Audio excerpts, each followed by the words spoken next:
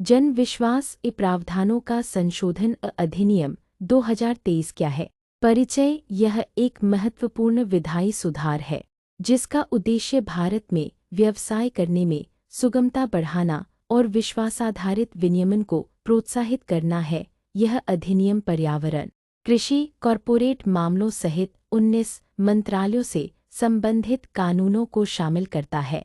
उदाहरण के लिए, पर्यावरण संरक्षण अधिनियम 1986 के अंतर्गत होने वाली प्रक्रियात्मक त्रुटियों प्रोसीजरल लैप्सेस के लिए अब कारावास के स्थान पर आर्थिक दंड का प्रावधान है।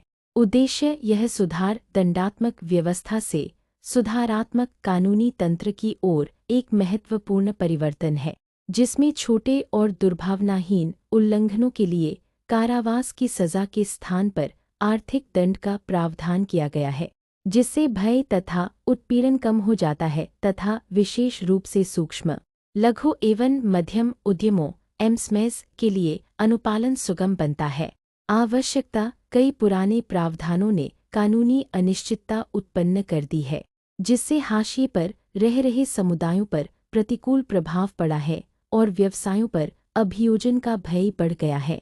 एक समान अनुपालन ढांचे ने एमएसएमई पर असमान दबाव डाला जिससे उच्च लागत के कारण औपचारिकीकरण और विस्तार में बाधा उत्पन्न हुई।